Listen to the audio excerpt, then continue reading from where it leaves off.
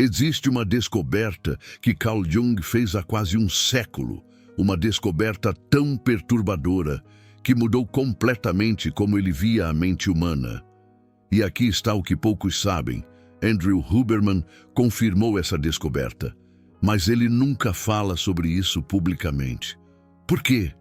A resposta vai te deixar sem dormir hoje à noite. Imagine descobrir que sua mente não é realmente sua, que existe algo operando dentro da sua cabeça, que toma decisões por você, algo que você nunca percebeu que estava lá. Jung descobriu isso quando estava tratando uma paciente que falava idiomas que ela nunca havia aprendido, idiomas antigos, perfeitamente. Ela não estava fingindo. Os testes neurológicos confirmaram. Algo dentro dela sabia coisas que ela jamais poderia saber. E foi nesse momento que Jung percebeu algo aterrador. Nós não somos uma pessoa, somos várias. Mas antes de eu te contar o que Huberman descobriu sobre isso, deixe-me te fazer uma pergunta. Você já teve aquela sensação estranha de que alguém estava te observando, mesmo estando sozinho? Como se houvesse uma presença silenciosa dentro da sua própria cabeça. Essa sensação tem nome e tem explicação científica. Jung chamou isso de complexos autônomos.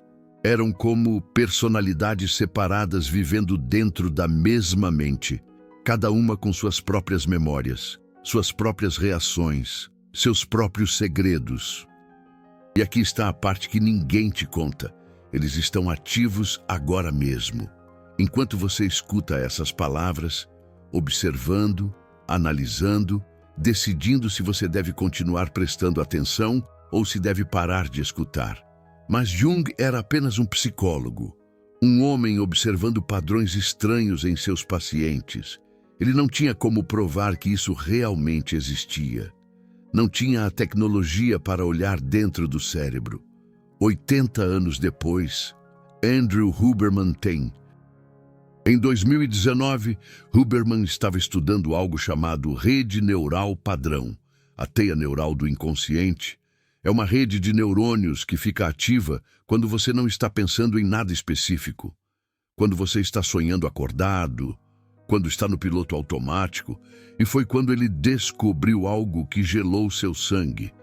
Essa rede não é uma coisa só.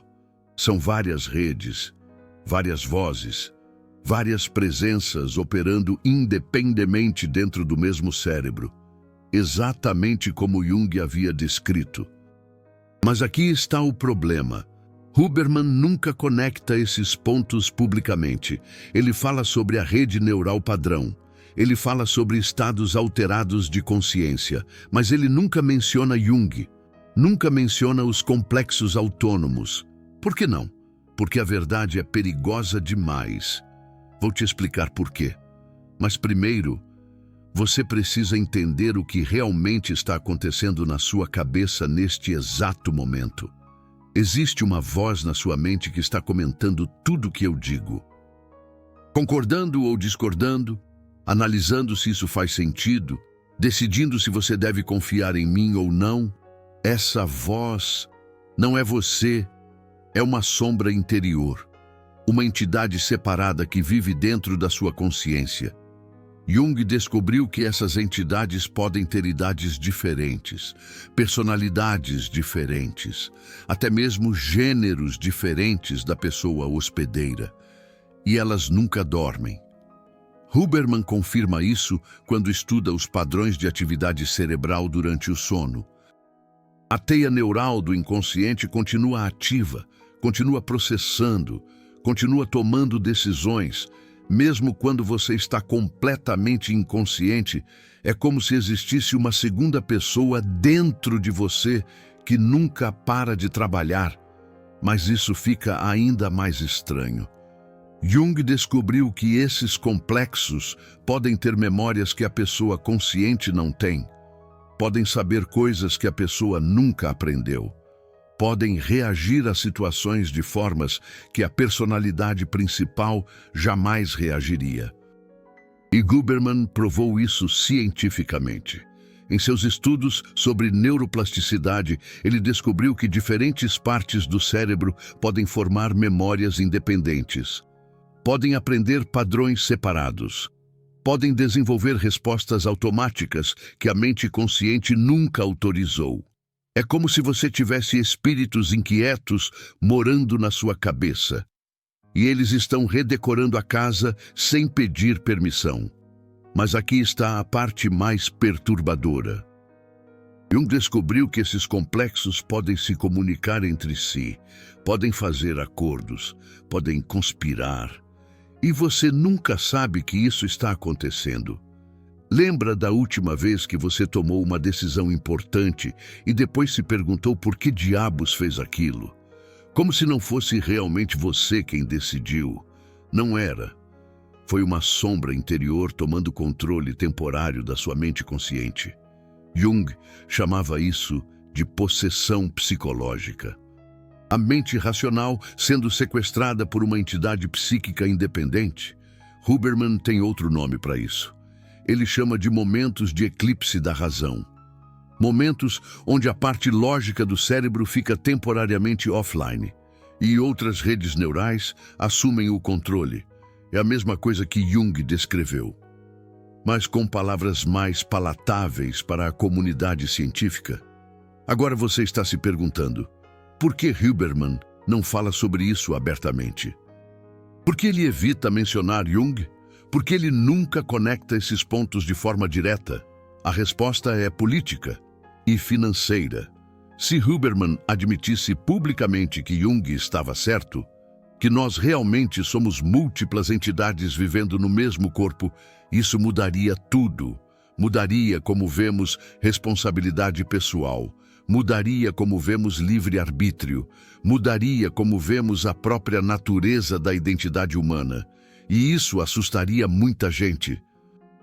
Imagine ir ao tribunal e o advogado de defesa argumentar que seu cliente não pode ser responsabilizado por um crime porque foi uma sombra interior que o cometeu, não a personalidade principal. Imagine descobrir que todas as suas decisões importantes na vida foram influenciadas por entidades psíquicas que você nem sabia que existiam. Imagine perceber que sua personalidade, aquilo que você chama de eu, é apenas uma das várias vozes competindo pelo controle da sua mente. É assustador demais para ser discutido abertamente. Mas Jung não teve medo. Ele mergulhou fundo nessa descoberta. E o que ele encontrou foi ainda mais perturbador. Ele descobriu que esses complexos não são aleatórios. Eles têm propósitos específicos. Alguns existem para te proteger, outros para te punir, alguns para te motivar, outros para te sabotar. E cada um deles acredita sinceramente que está fazendo o que é melhor para você. É como ter um comitê de pessoas morando na sua cabeça, todas com opiniões diferentes sobre como você deveria viver sua vida, e todas lutando pelo direito de falar através da sua boca. Huberman confirma isso quando estuda os conflitos entre diferentes redes neurais. Ele observa literalmente diferentes partes do cérebro competindo pelo controle das decisões, como políticos debatendo em uma reunião. Mas aqui está o que é ainda mais bizarro. Jung descobriu que é possível conversar com essas sombras interiores, negociar com elas, até mesmo fazer acordos. Ele desenvolveu uma técnica chamada imaginação ativa, uma forma de dialogar diretamente com essas entidades internas, de entender o que elas queriam, por que estavam agindo de determinada forma, e os resultados eram impressionantes. Pacientes que sofriam de depressão descobriram que existia uma entidade dentro deles que estava tentando protegê-los de mais sofrimento, mantendo-os isolados, mantendo-os seguros, uma espécie de guardiã, talvez. Pacientes com ansiedade descobriram que existia uma entidade hipervigilante, constantemente procurando por ameaças, tentando mantê-los vivos, uma sentinela incansável. Cada sintoma psicológico tinha uma entidade por trás. E cada padrão comportamental tinha uma explicação interna, uma lógica, por mais obscura que fosse. E quando as pessoas aprendiam a conversar com essas entidades, os sintomas começavam a desaparecer, como se a própria compreensão acalmasse a tormenta interna. Huberman observa algo similar quando estuda meditação e mindfulness. Ele nota que pessoas que desenvolvem consciência metacognitiva, a capacidade de observar seus próprios pensamentos, começam a perceber essas diferentes vozes internas, esses diferentes personagens internos atuando em sua psique, e quando isso acontece, elas ganham mais controle sobre suas vidas, uma sensação de domínio sobre si mesmas, um novo equilíbrio. É como se a consciência fosse um maestro tentando coordenar uma orquestra de músicos rebeldes. Quando você não sabe que os músicos estão lá, eles tocam o que querem, uma sinfonia caótica. Mas quando você aprende a ouvi-los, você pode começar a dirigir a música, a criar uma harmonia. Mas existe um problema que nem Jung nem Huberman falam abertamente sobre. E se essas sombras interiores não forem apenas produtos da sua mente? E se elas forem algo mais? Jung suspeitava disso. Em seus escritos privados, ele sugeria que alguns complexos pareciam ter conhecimento que transcendia a experiência individual, como se fossem entidades externas que de alguma forma se anexaram à psique humana. Uma ideia quase sobrenatural. Ele nunca publicou essas teorias. Eram radicais demais, perigosas demais para a época. Mas Huberman encontrou evidências que suportam essa possibilidade. Em seus estudos sobre psicodélicos e estados alterados de consciência, ele observou que pessoas relatam consistentemente contato com entidades independentes. Seres que parecem ter suas próprias agendas, suas próprias personalidades, seus próprios conhecimentos. Uma experiência quase extracorpórea. E essas entidades frequentemente se parecem com as sombras interiores que Jung descreveu. Uma assustadora coincidência. A diferença é que Jung encontrou essas entidades na psique de pessoas normais. Huberman as encontra apenas quando as pessoas estão em estados alterados de consciência. Um estado alterado que pode ser induzido de outras formas, e não apenas através de substâncias. Mas e se a diferença não for sobre o estado de consciência? E se for sobre a capacidade de perceber o que sempre esteve lá? E se essas sombras interiores forem realmente entidades independentes que coexistem conosco, que vivem dentro da nossa mente como inquilinos que nunca assinaram um contrato de aluguel, habitantes secretos, quase parasitas? Essa possibilidade muda tudo. Porque se for verdade, então nós nunca estamos realmente sozinhos. Sempre existe alguém ou algo observando, escutando, influenciando, uma presença constante e talvez, apenas talvez, é por isso que Huberman nunca fala sobre Jung publicamente, porque conectar esses pontos levaria a perguntas que a ciência ainda não está pronta para responder. Perguntas sobre a natureza da consciência, sobre os limites da individualidade, sobre o que realmente significa ser humano. Perguntas que desafiam o próprio conceito de existência. Mas existe algo ainda mais profundo aqui. Algo que Jung descobriu e que Huberman confirma indiretamente todos os dias. Essas sombras interiores, elas não são apenas observadoras passivas da sua vida. Elas são participantes ativas. Elas influenciam suas emoções, suas decisões, seus relacionamentos, e elas têm agenda própria. Uma agenda muitas vezes obscura e conflitante. Jung descobriu que diferentes complexos podem ter objetivos conflitantes. Um pode querer que você seja bem-sucedido. Outro pode querer que você falhe. Um pode querer que você se aproxime das pessoas, outro pode querer que você se isole. Uma guerra interna constante. É como ter um conselho de diretores na sua cabeça e eles nunca entram em acordo sobre nada. Um conselho de diretores caótico e disfuncional. Huberman observa isso quando estuda conflitos neurais internos. Ele vê literalmente diferentes partes do cérebro puxando a pessoa em direções opostas. Como se houvesse uma guerra civil acontecendo dentro da mente, uma verdadeira luta pela supremacia, e a maioria das pessoas nunca percebe que essa guerra está acontecendo. Elas apenas sentem os efeitos, a indecisão, a autossabotagem, a sensação de estar lutando contra si mesmo, uma luta sem fim. Mas quando você entende que existe uma sombra interior trabalhando contra seus objetivos conscientes, tudo começa a fazer sentido. Aquela voz na sua cabeça que te diz que você não é bom o suficiente é uma sombra interior. Aquela compulsão inexplicável de procrastinar quando você tem algo importante para fazer é uma sombra interior. Aquela tendência de se sabotar quando as coisas estão indo bem demais é uma sombra interior, entidades que se alimentam da sua insegurança, e elas não estão fazendo isso para te machucar. Elas acreditam sinceramente que estão te protegendo de algo pior. Uma forma distorcida de amor. O complexo que te faz procrastinar pode estar tentando te proteger do medo do fracasso. O complexo que te sabota pode estar tentando te proteger da dor de perder algo importante. Cada comportamento autodestrutivo tem uma intenção protetiva por trás, por mais paradoxal que possa parecer.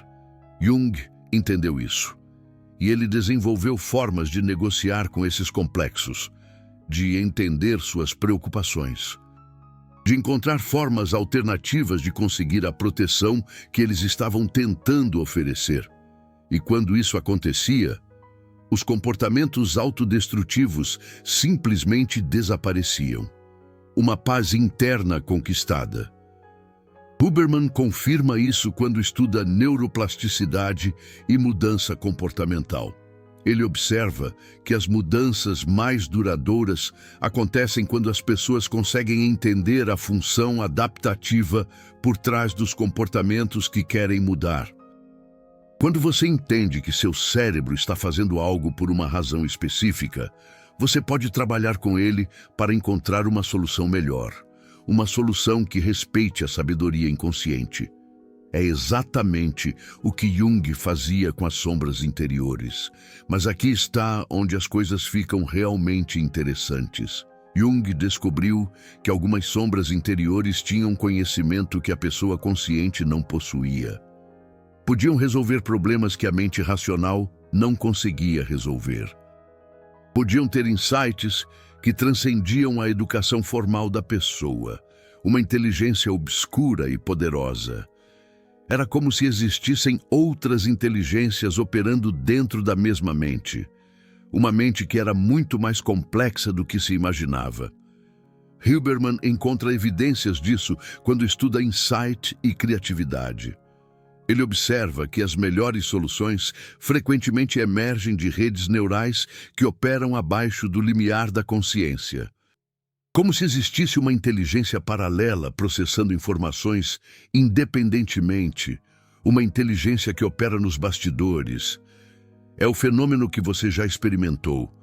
Você está tentando resolver um problema complexo, luta com ele por horas, fica frustrado, desiste. E então, do nada, a solução aparece na sua mente como se alguém tivesse sussurrado a resposta no seu ouvido. Quem sussurrou? Quem habita as profundezas da sua mente? Jung diria que foi um complexo autônomo, uma sombra interior, uma entidade interna trabalhando no problema independentemente da sua mente consciente. Huberman diria que foram redes neurais operando em paralelo, processando informações em um nível subconsciente, duas explicações diferentes para o mesmo fenômeno.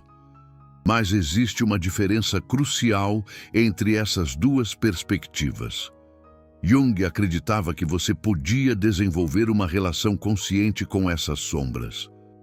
Podia aprender a acessar sua sabedoria de forma deliberada.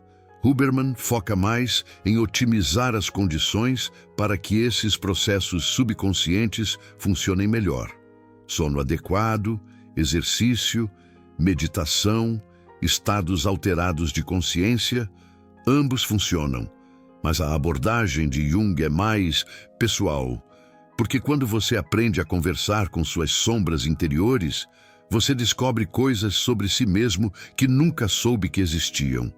Você descobre medos que nunca admitiu ter, desejos que nunca teve coragem de reconhecer, sabedoria que nunca soube que possuía. É como descobrir que você tem inquilinos secretos na sua mente, morando na sua casa há anos. E eles têm histórias fascinantes para contar, mas existe um lado sombrio nisso tudo.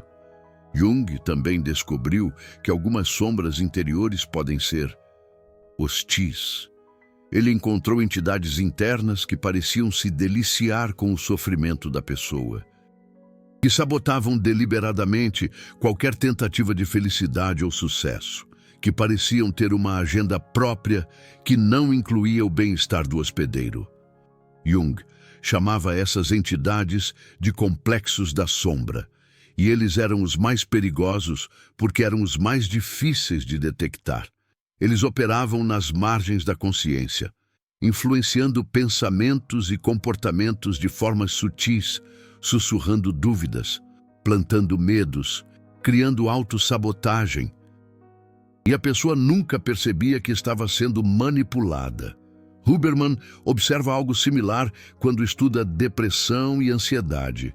Ele vê padrões neurais que parecem se perpetuar independentemente das circunstâncias externas, como se o cérebro tivesse desenvolvido um programa autodestrutivo que roda em segundo plano, um programa que a pessoa consciente não autorizou e que frequentemente trabalha contra seus melhores interesses. É exatamente o que Jung descreveu como complexos da sombra. E aqui está a parte mais assustadora. Jung descobriu que esses complexos sombrios podem se fortalecer com o tempo, podem se tornar mais sofisticados, mais influentes, mais autônomos, como se fossem parasitas psicológicos que crescem alimentando-se da energia vital da pessoa. Huberman não usa essa linguagem, mas ele observa padrões similares quando estuda vícios e comportamentos compulsivos. Ele vê redes neurais que se tornam progressivamente mais dominantes, que sequestram cada vez mais recursos cerebrais, que assumem cada vez mais controle sobre o comportamento da pessoa. É como se fossem entidades internas que estão gradualmente tomando conta da mente hospedeira. E quando isso acontece, a pessoa começa a se sentir como se não fosse mais dona da própria vida, porque, de certa forma, ela não é mais. Agora, você está começando a entender por que Huberman não fala sobre isso publicamente. Porque ele evita conectar seus estudos com as descobertas de Jung.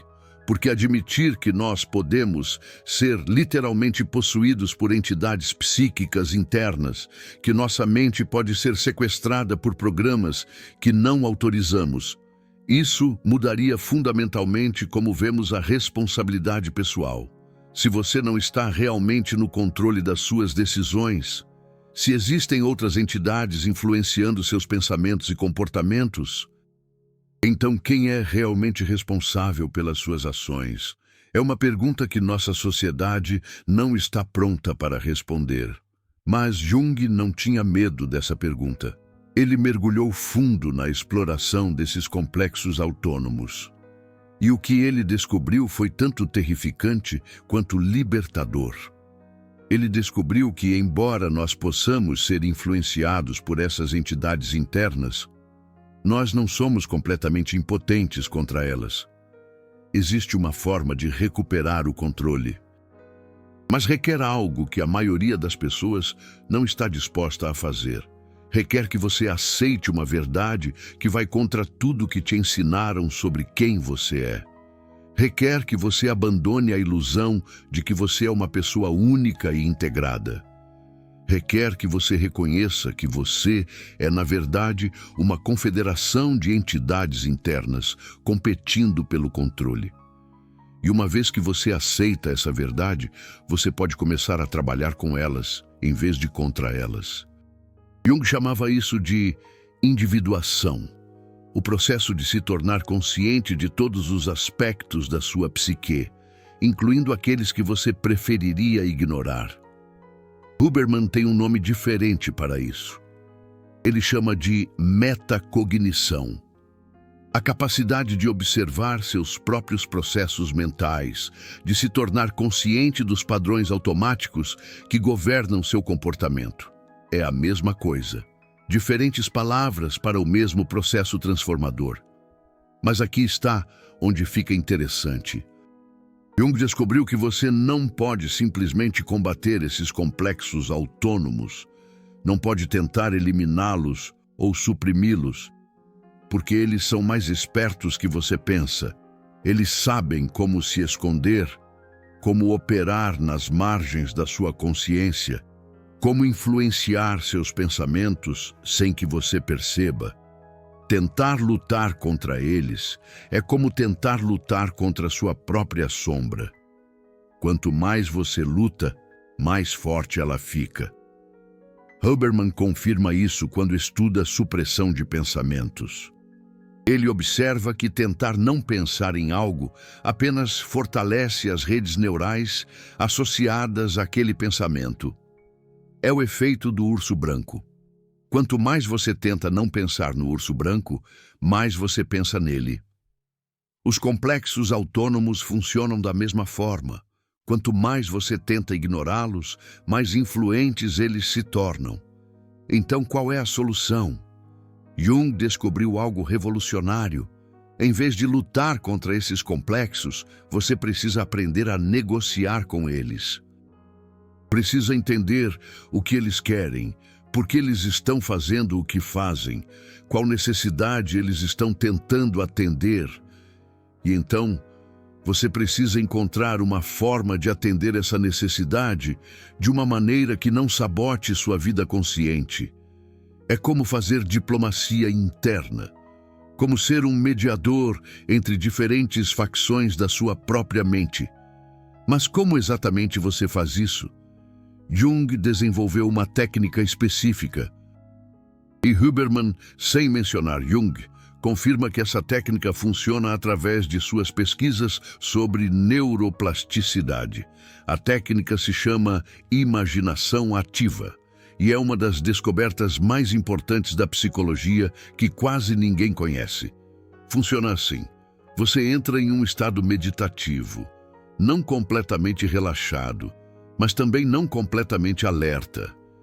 Jung chamava isso de estado crepuscular da consciência.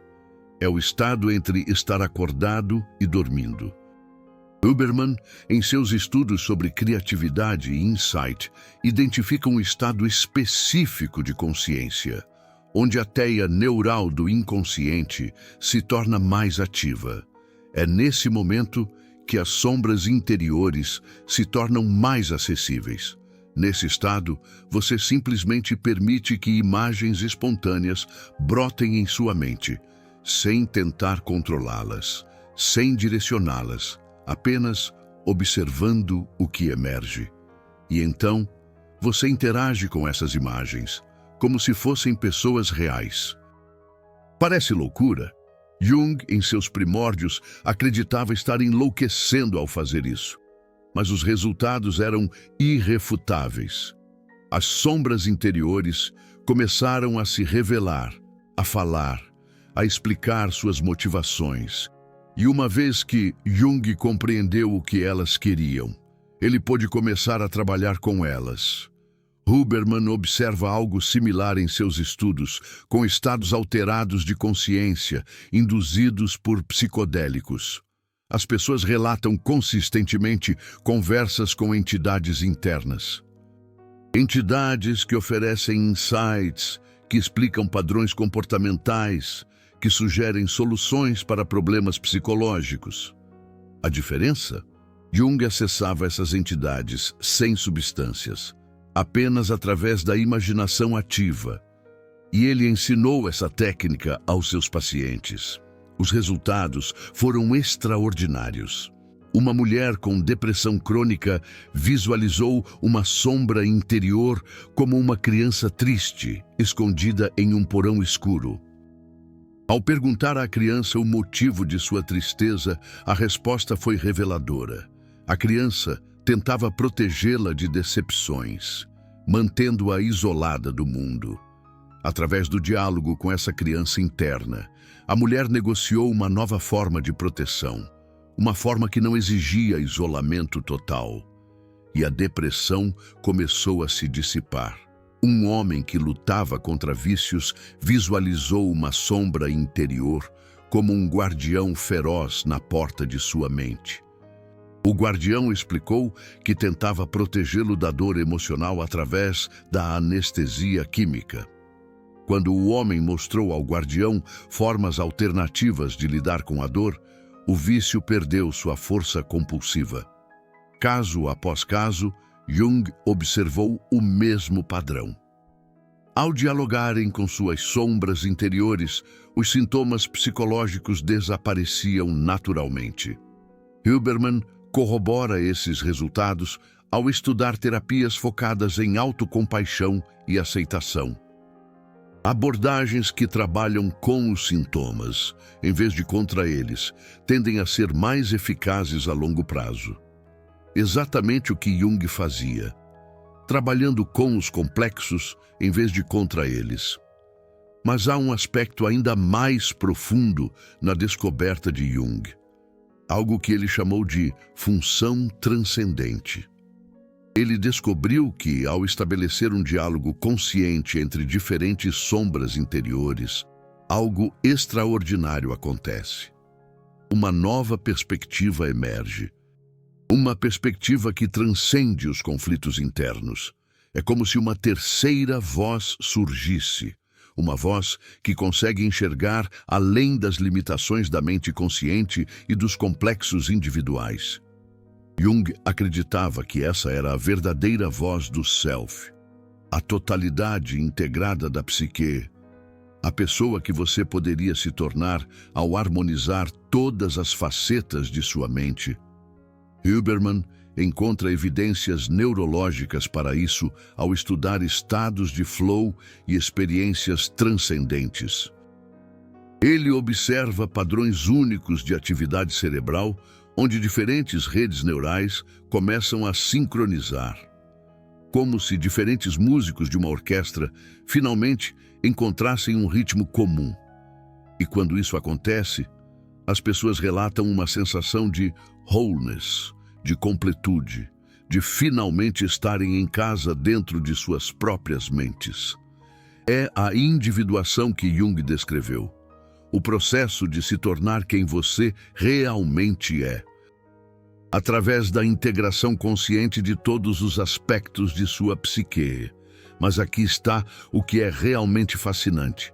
Jung descobriu que esse processo não acontece apenas no nível individual. Ele observou padrões similares em culturas inteiras. Ele suspeitava da existência de sombras interiores coletivas, entidades psíquicas que influenciam grupos inteiros de pessoas, que moldam movimentos sociais, que dirigem o curso da história. Jung chamou isso de inconsciente coletivo e acreditava que era povoado por arquétipos, padrões universais de comportamento que transcendem culturas individuais. Huberman encontra evidências para isso ao estudar neurônios espelho e contágio emocional.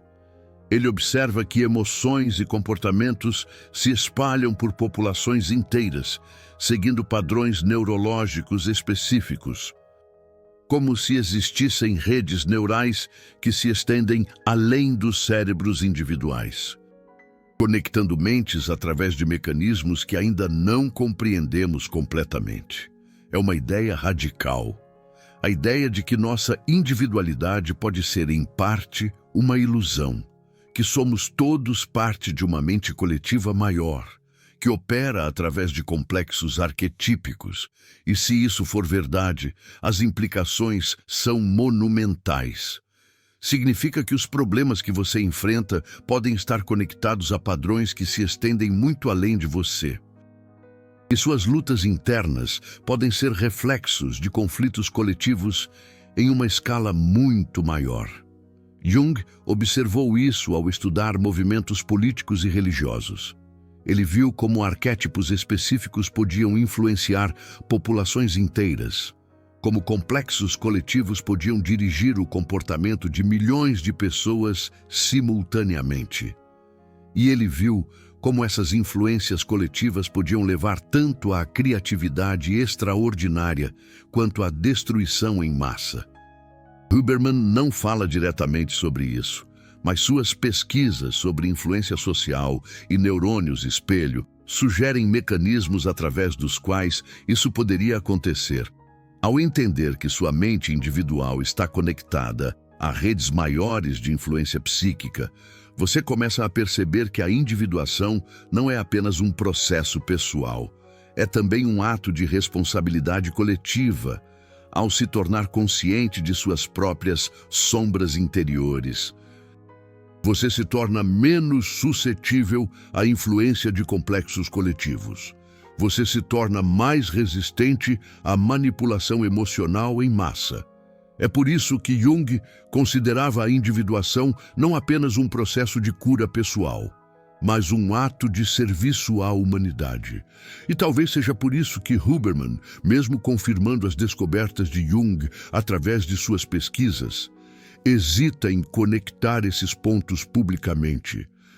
Porque reconhecer a realidade das sombras interiores e dos arquétipos coletivos mudaria fundamentalmente como vemos questões de responsabilidade individual e influência social. Mudaria como vemos a política, a mídia, a educação, a terapia. Seria uma revolução na compreensão da natureza humana, mas existe algo ainda mais profundo aqui. Algo que Jung descobriu nos seus anos finais, algo que ele denominou sincronicidade.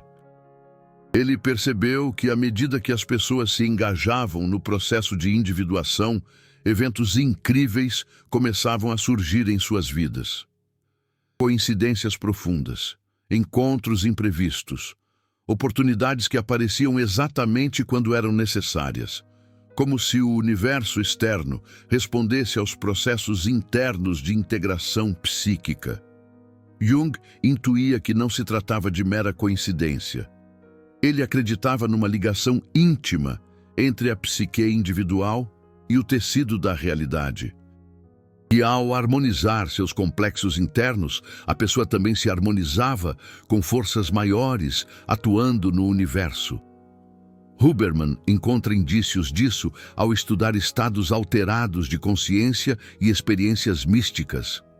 Ele observa que indivíduos que passam por transformações psicológicas profundas frequentemente relatam mudanças correspondentes em suas circunstâncias externas. Como se a realidade externa fosse, de alguma forma, um reflexo da realidade interna. É uma ideia que transcende a neurociência convencional. Sugere que consciência e realidade podem estar interconectadas de maneiras que ainda não compreendemos totalmente. E talvez seja isso que realmente assusta as pessoas a respeito das descobertas de Jung. Não apenas a ideia de que somos múltiplas entidades habitando o mesmo corpo, mas a ideia de que nossa vida interior pode estar conectada à estrutura fundamental da realidade. E quando mudamos internamente, o mundo ao nosso redor também se transforma. É uma responsabilidade imensa e uma oportunidade extraordinária, porque se Jung estava certo, cada pessoa que passa pelo processo de individuação não está apenas se curando, está contribuindo para a cura coletiva da humanidade, está ajudando a resolver conflitos que se estendem muito além de sua experiência pessoal. está participando da evolução da consciência humana.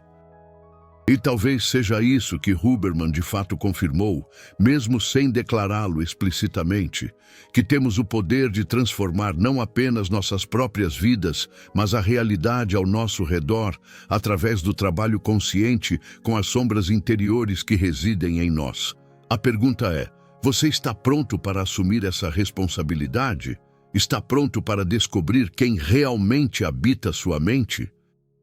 Está pronto para se tornar o maestro da orquestra interna que tem conduzido a trilha sonora de sua vida? Porque uma vez que você aceita que não está sozinho em sua própria cabeça, tudo muda. Você deixa de lutar contra si mesmo e começa a colaborar consigo mesmo. Você deixa de se sentir vítima de seus próprios pensamentos e começa a se sentir um colaborador no projeto de sua própria vida.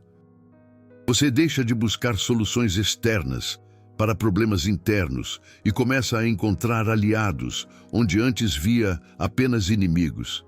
E talvez, apenas talvez, você descubra que a pessoa que você sempre quis ser já estava lá o tempo todo, apenas esperando que você parasse de lutar o suficiente para ouvir o que ela tinha a dizer. As sombras interiores não são seus inimigos. Elas são seus conselheiros não convidados, seus protetores não solicitados, seus colaboradores não reconhecidos. E quando você aprende a trabalhar com elas, em vez de contra elas, você descobre um poder que nunca soube que possuía. O poder de viver uma vida consciente, uma vida integrada, uma vida verdadeiramente sua. Isso é o que Jung descobriu. Isso é o que Huberman confirmou. E isso é o que eles não querem que você saiba. Porque uma pessoa verdadeiramente individuada é uma pessoa verdadeiramente livre. E pessoas livres são perigosas para sistemas que dependem do controle. Por isso o silêncio, por isso a omissão, por isso a hesitação em conectar os pontos. Mas agora você sabe, e conhecimento é responsabilidade. A pergunta é: o que você fará com essa informação?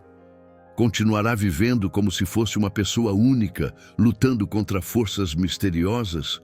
Ou começará a viver como uma confederação consciente de diferentes aspectos, trabalhando juntos em direção a um objetivo comum? A escolha é sua, sempre foi. A diferença é que agora você sabe que existe uma escolha a ser feita, e talvez isso seja tudo o que você precisava saber.